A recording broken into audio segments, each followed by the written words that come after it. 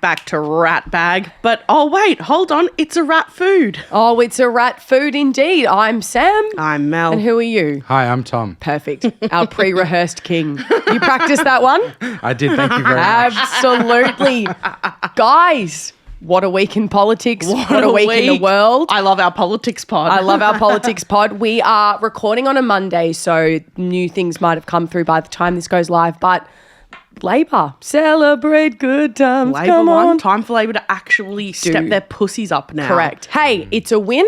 It's a win. Fuck the coalition. Thank It's God. a massive Yeah. win. How were your election days? How did your voting go? How was vibes for both of you? Mine was good. I waited till quite late in the day. My type B queen. Type B queen. Or Yep. no, but it actually was planned. It's because it would be less busy. Yep. And I knew that if you're in line before 6 p.m, Yep. they can't, and like even if you haven't voted by 6 p.m, they still have to take your vote if you were in the line. Yes. So I was like, great, everyone else will be, all my type A divas will be stressed about getting their vote in time. So I went at like 5:12 or something, and it was like a 25-minute wait. Easy. It was sleigh boots. Gorge. I didn't get a democracy sausage though. What are you doing? Neither did I. The BBQ was done. The sausage sizzle was done. They're wrapping up that BBQ Yeah. by that time. by like 2, I think. Yeah, true. Yeah. Where did you vote? I Did you did. vote? I Obviously, did you vote. voted. It's mandatory. Did you vote? Yeah, I voted just around the corner from my work, which is not my electorate. So there was like a 45-hour queue for early voting. This is what I did too. And I got excited because they pulled me out of the queue and they were like, we're going to take you to the front because you're not in this electorate. And Yeah. I got right to the front and I got put in perfect. this line of 5 people. I was like, how good's this? Great. Yep. An hour later, still standing there. Oh no. Because they only had one person. They've got to print you your thing and all that and put in your details. I think some people were confused. Yeah. Because when I went up, they were like, what electorate are you? And Yeah. I was like, I'm Jack. And he's like, you're the first person today to actually know what electorate you actually Yeah, are. And I yeah. was like, Oh, what? there you go. True. There you go. I panicked in my line. I Yeah. went and early voted. That's unlike you. Yeah, that's unlike me. And I'm staying there in my line and I went, holy fuck.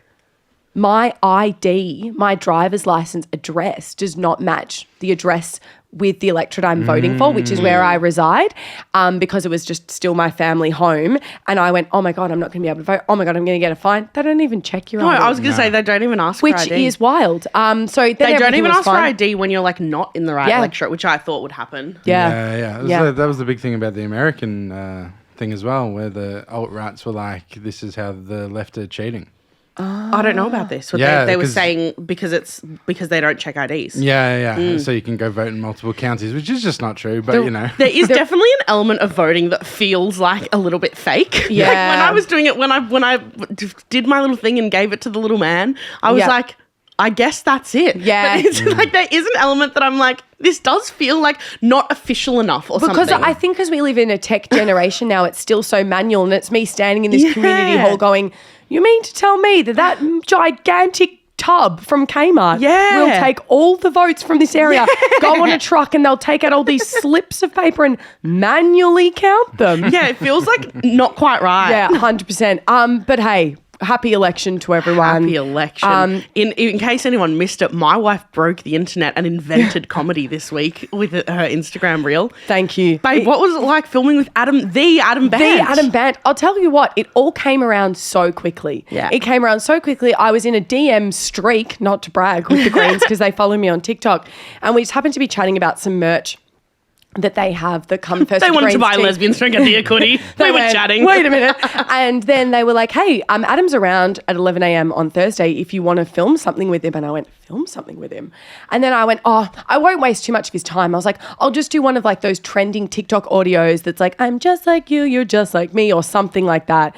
Get it done, get out of his way. And then I woke up the morning of and I went, I got a sketch idea.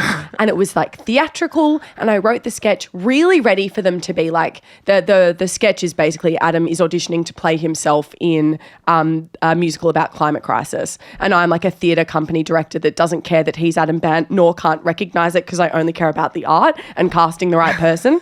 But when I sent them the script, I was ready because political content for them to go through with a fine tooth comb and go, sorry, no here, needs to be this here. The Greens person went, hell yeah. Love it. And Adam read it and went, yeah. He was gorgeous. Have you seen it, Tommy? Yeah, of course. Yeah. Isn't it life-changing? Yeah, it was great. It was so funny. It was really, really fun to film. And I went in being like, I'm going to take up the least amount of time as humanly possible. Adam, if you could just stand there, I'll feed you each line. But he was happy as Larry. Happy as Larry. And I called my dad, who's been a massive Greens voter since the beginning of time. That's so iconic. I know. I called my dad and I went, Dad, you're going to die. I'm meeting and filming content tomorrow with Adam Bandt, and this is my dad's exact reaction. Bloody hell, Sammy. Well, you know what you got to tell him? You got to say, Adam, the thing is, I actually, on my 21st, my dad got me on the roof so that I could have a look at all the solar panels that he's had set up for years and years, because my dad actually was pro solar panels before the government was paying, and say that on my 21st, I had a look at the solar panels and a view of the street. And I went, yeah, I'll pass that on. And you best believe I told Adam exactly that. Yeah. Did he love it? He loved it. Did he eat it up? He ate it up. Happy as Larry. I love a twinkling-eyed good man. Oh. And Adam's won. It's perfect. Yeah. So that's kind of the election wrapped. Not anything else more to say on the election. Oh, just sad for the Greens, but yeah, I mean, it's just so incredible to me that Dutton not only is not our Prime Minister, but has lost his little seat to a woman who is disabled. He would hate that so much. Perfect. I know. And his cocky little tweet being like, you lefties are so easy. I know. Have a great weekend. And I'm like, you have a great weekend. Yeah. Probably at your beach house thinking about what you could have done different, 100%. my king. It was also the first election ever that Gen Z and millennials outnumbered baby boomers. So that would have like very much true? impacted. Yeah, which is super, super exciting. Can't lie, I was nervous about the election. Same. I thought that it wasn't going to go our way at all. So I was like thrilled. Yeah. Really wasn't expecting it. I agree. Yeah. Yeah, absolutely. It's good to be on this side because it could have gone the other way and it didn't. But Now time for Labor to actually step their pussies up and do something. I know. Let's go. I know. And not fail promises that they make, because that's the most frustrating thing when that happens. But yeah. Anything else to say on that, Tom? No, not at all. No. We're back to doing comedy. Can't talk politics. Politics is comedy and comedy is politics. How's your week? My week's great. My Yeah? wife's in the middle of doing a show at the moment, which we both went to go and see. Sarah is doing a show called The Beep Test at the moment at Theatre Works, which is a comedy musical written by Jackson Peele and Connor Nalon. Yep. And it's just been so fun. It was so fun going to opening. Yes. You went to like the night before. I went to preview. So if you're looking for something to like see this week, when do they close? They close on like the 9th or the 10th of May. Still got a few days. Yeah, and it's just like the most, it's so much fun. The performances are amazing.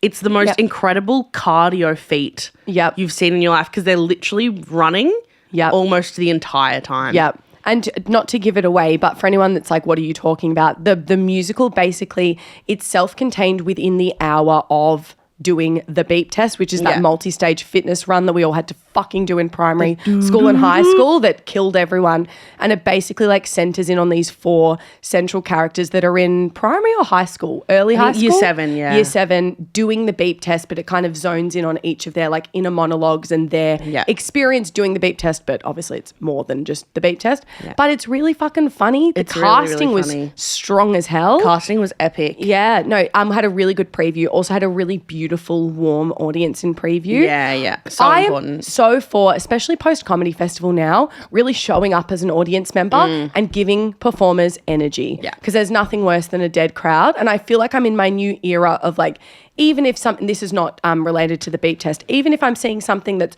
not exactly my cup of tea, I'm still going to give it a whole lot of love. Yeah. Because it takes a lot of, gumption to get shit up, especially new original work. And 100%. I'm in my positive era of watching. Speaking of, I also saw Tommy's favourite musical last night. Oh, what did you see? Jesus Christ Superstar. Did you? Oh, the one with Ruben K. The one with Ruben K. The one with, now, Tom. Mm-hmm. I know that you're a busy, busy man. Mm-hmm. I know you have 2 kids. I need you to go and see this production. Lucy Bain has been telling me this every second day. I need you to go and see this production. How was it terrific? Tell me. Well, so I've got to start off by saying I don't know Jesus Christ Superstar very well. It's not a show that I know and love, right? It's I'm not the hugest Andrew Lloyd Webber fan at the best of times. Yeah. Mm-hmm. However, purely like about 5 minutes in, I went, oh, okay, I need to view this more like a rock concert or more like even like a Rocker Stedford. Like Sure. I'm appreciating it for the choreo, the dancing, like purely the skill rather than like the storytelling, if that makes sense. Sure. And the vocals in this show. Where was it on, sorry? The Princess. Great. The vocals in this production of Jesus Christ Superstar are probably the most insane vocals I've maybe ever heard in a musical. Whoa. Ever. Whoa. They're absolutely insane. It's a huge take. Rock, right? Rock musical? Very, very rocky. Like probably wouldn't be, Sammy, your cup of tea, and it's not inherently mine either. Sure, but the skill. For purely like on a skill level, I was like, this is just fucked. And so this man who, so his name is Michael Painter. And he's like, it's his first, are you familiar with him in general? Yes. Oh, okay, so maybe you can speak to like his career, because I don't really know. Not particularly. I just know he's a rock dude, and Lucy said he was just phenomenal. Okay. Like, that's the extent So of it, this is really. his first theatrical gig. Yeah. Which is mind-blowing to me. He's this like singer-songwriter, like musician, and he just, the voice and the pure range. He's like singing like so fucking high, just insane. Everything was an opt-up. Everything was higher than it originally was done. And then Javon, who played Seaweed in Hairspray. Yes. Oh my good God, he plays Judas. Yep. Mahalia Barnes plays Mary. It was just, obviously Ruben Kay is spectacular. Someone Barnes. Is Jimmy that Barnes' Jimmy Barnes' daughter? Oh, fantastic. Yeah. And it was just spectacular. But I bring it up because talking about like audience members and talking about how much people give. Please. So we were sitting like in the circle, like almost kind of like towards the back, and these vocal performances that were coming out, me and my friends were literally, and I'm aware that we're probably on the furthest end of the spectrum, like holding each other's thighs. I literally, not in a performative way, in an earnest, authentic way, was like, like being pushed back in my seat and like, I feel like doing like, this at the vocals, whilst 60-year-old white people around me literally were like this. It's really interesting as well when it's got that Stedford almost like live arena performance energy that people are giving nothing. That's such a shame. Were you getting, can I ask a question? Yeah. Were you getting similar to when we saw Fangirls in the UK? And this is a whole other tale, which we can probably share on mic now. Tell the tale. We saw, obviously, Eve Blake, great mate of ours, brilliant writer, wrote Fangirls the musical. What a success story for an Australian musical. Did a run in London. Yeah. Mel and I went to see it.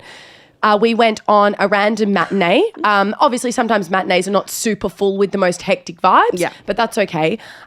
We went and we're giving, obviously, the show a lot of love. 1, because we love Eve, and 2, because it's a terrific show. And 3, because thematically the show is like about fangirling and about loving things loudly as well. Exactly. However, we had a neighbour sitting in a similar spot to us in the dress circle that was really, really unhappy with me and Mel, mainly Mel, and how we were reacting to the show. We were not talking during it. We were not disrupting anything to do with the show. We were just giving it a lot of energy. Literally, like I would say, like wooing and clapping at great moments or the end of big numbers. Yeah. Mm-hmm. And then what did the woman actually say to you? So she turned around. She had this beautiful, beautiful accent, and she went, "Excuse me. The crying. Oh my God, the crying has to stop. Can you stop crying?" And then I was like, oh, I don't think that's us. I don't really know what you're talking about. I'm not crying. And she goes, you cry. You go, ooh. And I was like, oh, do you mean like, I was like, I absolutely, because I think it was at interval. Yep. And I was like, oh, are you talking about when I go, woo, woo, woo, woo? And she's like, yes. And she like blocks her ears. She's like, they're crying, too much. And I was like, oh, okay. And then pretty unlike me, it was a moment of like being like kind of standing up for myself. And I was like, no worries. I was like, I I'm going to keep wooing. It was really good. Mel was basically like, I hear you. We'll try and keep it down a little bit so that you can enjoy your version of the performance. Because, of course, we don't want to be a nuisance. No, never. But we were saying, we're like, and this I really is our didn't want to be show. Disrespectful. Yeah. And we want to give energy into the audience because that's what performers really love. So we are going to keep cheering and wooing. Yeah. But by the end, Mel O'Brien, CEO of Kill 'Em With Kindness, I then check in by the end. Mel's leaning over there having a chat and Mel's like, yeah, no, opera. I did opera. And I'm like, right. So she's turned the woman around. We're chatting classical voice. Because at some point she was like, at a certain point she was like, oh, because I really wasn't hearing her out. She was this beautiful, like, older lady. I didn't want to be an entitled young person. Like, I really was like, I'll try my best, but also I'm not good, but I'm not going to stop wooing. And I was like, I wonder if it's maybe like, is it probably the resonance of where I'm going like, woo? And she was like, are you a singer? Are you a singer? And I was like, yeah. And she was like, you sound like opera singer, like opera singer. You have the resonance of opera singer. And she was a huge opera fan. And then we were like, blah, blah, blah. Yeah. I was like, yeah, I used to study this. And I was like, I actually used to be in this show. And then she was on board. Then she was like, amazing. It's so funny. So we could woo to our heart's You never content. know anyone's story. Well, we have many more stories to share, but first we're going to throw to a quick ad. So Jesus Christ Superstar. We're back from the ads. Yeah. People around you not having the time of their life. People around me not having the time of their life. And I was just gobsmacked. I was like, how do you go to something and not? And then I was wondering, I was like, I wonder if when these people went to concerts. Yeah. Like, I'm wondering, is it an age thing or is it they're like, I'm in the theatre, so that's how I act? I don't know. It was really, really bizarre. I don't know the answer. I think some people enter theatre spaces and are like, time to make no noise. Yeah. Time to make no noise at all. Even especially in live comedy, sometimes someone will call on someone in the audience and they'll go, what's your name? And the person's like, oh, me? It's like, no. There's an energy exchange. You're allowed to make noise. Yeah. But hey, at least I have to ask, if you're in it amongst the 60-year-olds plus, did you have any moments of Do you know? Fair respect to them, I did not. Fantastic. Sarah was talking about it with the beep test as well. She was like, we had a really weird show on Saturday, the Saturday Night Effect. Have we unpacked the Saturday Effect? Yes. We unpack it in an upcoming episode literally next week with Will Gibb. Oh, perfect. Yeah. So get ready for us to talk about the Saturday Effect. Okay, we talk about the Saturday Effect in Monday's episode with Will Gibb. Spoiler alert. But yeah, it's this thing of like, well, I've given you my Saturday. Impress me. Let's go, girls. Yeah. Like, and Sarah was like, with the beep test, which is such a ridiculous comedy. Yeah. It's none of it is serious. There's not an iota of seriousness in it. And she was like, the Sunday night or the whatever, she was like, it was filled with older people who just sat there giving nothing. I think as well, audiences are inherently copycats. You need one person to be wooing and hollering and laughing, and people go, oh yeah, it's kind of allowed, so they follow suit. It makes me think how many shows do or should hire actors and or extras to come and seat fill, and their only and be role vibes. is to set the vibe of what that performer wants in their crowd. I feel like that's the whole thing of that you have in like comedy festival and stuff when people go, I have a scary reviewer in tonight, can someone come and be vibes? Like, yeah. It's a skill that you learn how to be a good audience member. But hey, to the Saturday night punters as well, we understand if you just want to sit there with your glass of Shiraz, not make a peep, get back on the tram and go, yeah, that was good. Caveats. Gotta make room for the silent audiences. Absolutely. Speaking of audiences, we've got something on tonight. We do. Very Are you exciting. Are you familiar with the Green Room Awards? Absolutely. Yeah? Is that a lie? No, of course. I respect that so much. We are going tonight to the Green Room Awards. Not to brag, we're nominees. The nominees in our category. No, we are nominated for Best Ensemble. Which you've kept secret. Yeah. What do you mean? You refuse to post about it on Instagram. I'll tell you why, It's been Tom. a complete secret. I'll tell you why, Tom, because we were in our peak of like, it's Mel and I on Instagram every 5 seconds going, absolutely thrilled to be bringing this show back. Absolutely flabbergasted to be nominated for this. We were like, too much. So we kind of just didn't want to be annoying. We didn't want to be annoying. But we will be going to the Green Rooms tonight. We will. I think it's so fucking cute. Well, I mean, we'll know if we won or not. Probably not by the time this comes out, but we'll know. Yep. I think it's really funny to me and really sweet that the category we're nominated in is Best Ensemble. I know. Because I'm like, there's two of us. We're just two little dickheads. Two little jiglets. And in famous Mel O'Brien being type B and Samantha Andrew always just doing this with an awards show, do we have our outfits? No. When is it?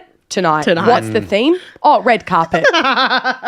What am I wearing? No idea. I think I might wear this. Do you know what? Actually, it doesn't matter. That couldn't be less interesting. I think you can make anything sound interesting. Nah, I was going to say, I think I might. Nah, listen to this. How's this? Nino, here's 12 seconds of boring. I was thinking of wearing my white dress with a floral print on it, maybe with a silver shoe. Life-changing. Plot twist, we edit that as a TikTok and that goes viral. People go, show us the dress. Show us the dress. I have to tell people about the last time we went to the Green Room Awards and the absolute feat that I pulled off. Do you remember this? Oh, yeah, tell the tale. So, last Green Room Awards. That was amazing. Not last year, because the Green Room Awards said, fuck you, High Pony. Fuck you. Anyway, who cares? The year before that, Mel and I were nominated for Best Original Songs for Shitwrecked and another one, but who cares? We won Best Original Songs. We won. But it's not about that. I was actually in Sydney filming a series, and I thought that there was no way that I was going to make it because I was in Sydney for the few days that the Green Rooms fell on. However, we were in rehearsals, and then rehearsals were done. And I went, oh, we're finishing at 3 p.m. Like, and Sam, to be clear, had said, no, I won't have a ticket. No, I don't need to go because I will be in Sydney filming the series. And then the director was like, yeah, we wrap at 3 today. That's all I kind of need to do today. And I went, what's our call time tomorrow? And she said, I don't know, 10, 11. And I went, so I went online and I went, oh my God, there's a flight that leaves from Sydney domestic airport in the next few hours. I'm coming. However, I'm going to get my girl. I was, and this is the most anti-me thing because of how down to the wire it was, I had nil time to even go home and get an outfit. The only thing I had was what was in my carry-on suitcase, and that was trackies and singlets for the rehearsals for the next few days. So I messaged Mel and I went, Mel, you know how you're bringing that +1? Fuck them off. I'm coming. That's a bit fucked by me. And I then posted a pretty slay Instagram story series where I was like, guys, I'm going to the Green Room Awards. I do not have an outfit. It's red carpet. I will be relying on the airport. I need to find something at the airport. So I rocked up to the airport. Everything, they're like, oh, looks like we're upgrading our terminals. So head down this way for the 2 stores that are open. I went, fuck. Peter Alexander, for anyone that's not from Australia, is a sleepwear shop. Yeah. I found this random floral nightie that was like from day to night. I wore a floral nightie, my hair in a high ponytail with a Nivea like red lip balm. It was incredible. A singular winged liner. I wore a high pony. I think I wore flats, like sandal flats. It was perfect. But you looked incredible. Thank you. Only you could turn it out. But we've got to pop the visual Pics on screen. Pics on screen so you can watch on YouTube. In the nick of time, and we won. We won. Really made it worth it. And you tottled onto stage in your literal nightie. And I tottled onto stage. It was such an achievement. It was a real achievement. But tonight maybe I'll wear the same nightie in honour because honestly I don't have a fucking outfit. Who knows? Yeah. Tommy, what's going on in your world? Yeah. Oh, what a wonderful question. Yeah. I feel like we just threw to you and in your brain was monkeys clapping cymbals. I was just thinking, I live the most boring life, especially compared to you two cool dudes. You just quite simply don't. You tour to America with Auntie Donna and you have 2 beautiful kids and a gorgeous wife. Yeah, and that's about the extent of it, really. I'll just be podcasting, editing, working. What are Auntie Donna doing this week then? Fuck, you're boring. Are you kidding? They're filming content for our next batch of sketches. That was a joke question. But yeah, they're doing something interesting, They're filming. Yeah, right. Good on you. Well, maybe each episode, instead of you telling us about your week, you can give little rats tidbits about Auntie Donna that they would never admit. Yeah. Yeah, right. I can prepare something every week. Tell us something that no one knows about Auntie Donna that you're allowed to say. Oh, God. Okay, here's what we're going to do. Get your phone up. Yep. You're going to find the last message from Broden. What does it say? The last message from Zach. What does it say? And the last message from Mark. The last one from Broden says, yeah, thank you. In relation to what? Secrets? I was like, music under Round the Grounds as well as echo and effects. Perfect. Yeah, thank you. Last message from Zach. Zach. Well, we do Slack, so should I look on Slack or is that like defeats purpose? No, we want social. We want you being like, whoa, can't believe you railed that diva. This is the most Zach thing ever, actually. My last one from Zach says, sorry, forgot you were at a wedding. Please ignore that call. Perfect. And finally, Mark. Mark, I don't know if me and Mark have ever texted each other. You're like, I don't know if me and Mark are friends. Perfect. I'll lock her in and let her know. We'll miss you for sure, but completely understand, my guy. And now let's play a comparison. What's the last text from me? And the last text from Mel. That's fun. I don't know if we've ever had a text, have we? Yeah. Last text from Sam Andrew is Charlene episode so good. Bit positive by Mel. And what about Mel? It'll be this. I'll guess it. Ready? Hey, Tom Alom. Sorry if messaging too late. Feel free to respond tomorrow morning. But just getting rat food verts ready right now. ILY. Pretty close. Diva. Pretty close. It's episode description. It's Sammy's birthday, bitches. And not just any birthday, but the big 30. Why did I text you that? I'm not sure. Maybe that's pretty unhinged of me. Yeah. Before the one before that is easy peasy with 10 Ys, which is very Mel-coded. That's a bit of me. That's very good. Oh my God, perfect. So good. Well, Jesus Christ. Not much going on, is there? Let's play a game of Twister. Usually it's Tom doing this, wrap fingers. wrap it up, and this gal. time I'm like, so those wrap fingers coming on. Because I've really got to get to Brunswick Savers and find a gown. Kidding? I'm dressing myself, everyone, from my wardrobe.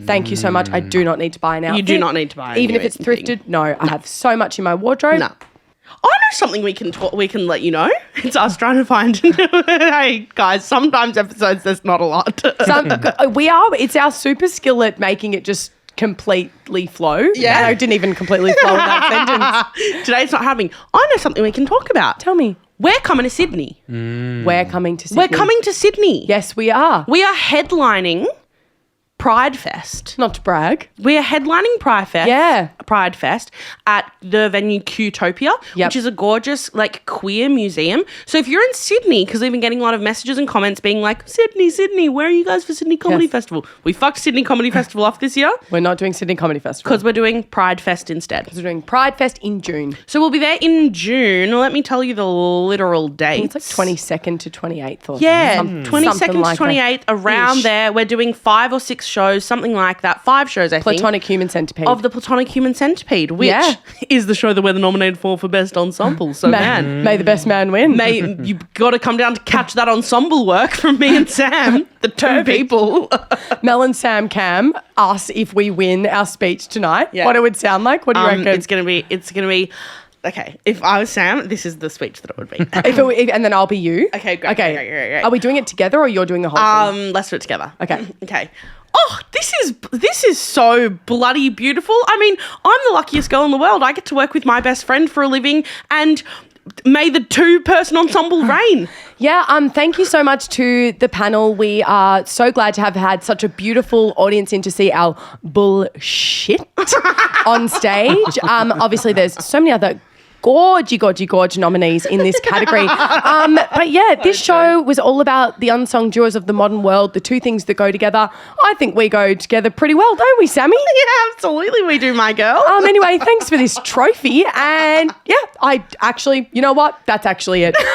That's perfect. Because we are the exact same. If we win, we need to do a side-by-side check of that. Yeah, exactly. Big if on if we win. Also, yeah, in the most unrelatable podcast news is us being like, we're nominated for an award, and everyone else is like, cool. Oh, great.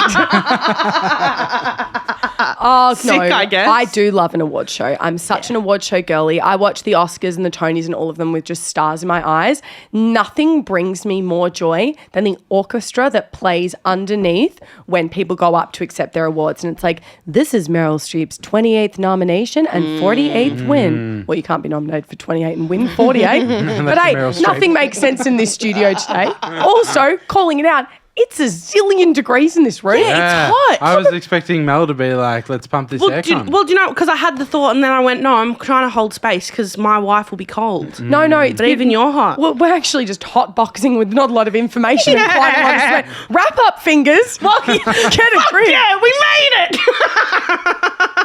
Get a grip. Oh, God. My Neato Nice Cube's broken. Leaking. Oh, no. Yeah, no. I've gone too hard. I thought and that would that's happen. what happens when you stress a bit too much on Mike. I thought that would happen. Oh, she's like a pimple. She's coming out. No, she's coming out. God, that'll be a good activity for the way home. Look at that. Well, God, jeez Louise. I'm the worst friend ever because I was about to go $20 to eat a bit of it. No. I'll eat this. No, don't. I will. Mel is eating it. Doesn't really taste like anything, actually. This feels like us trying to keep our audience being like, she'll eat something from that thing. Trying to get she'll put her fist in her mouth. I was trying to get a clickbait title. Mel eats her fidget toy. Just so they stick around for something in this bullshit 25 minutes. What'll be really funny is if we need tonight to do you go. We upload a video from the Green Room Awards. I'm accepting the award and Mel's just standing next to us going, thank you so much to the, thank you to the panel. We need to do one of those like clickbaity YouTube thumbnails that's like,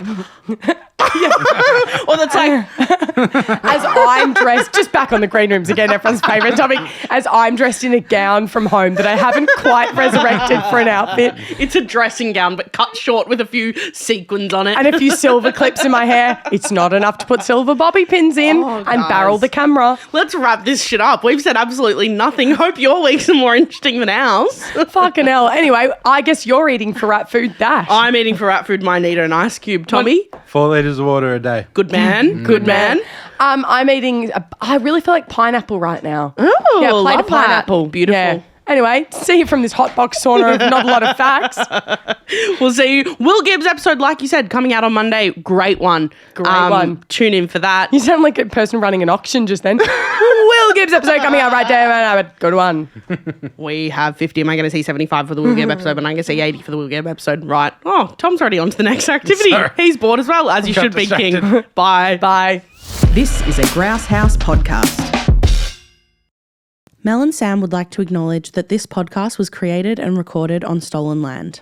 The original custodians of this land have had a rich history of storytelling for over 65,000 years, and we pay our respects to the Wurundjeri people of the Kulin Nation, whose land we are making ratbag on. Treaties were never signed, sovereignty was never ceded, always was and always will be Aboriginal land.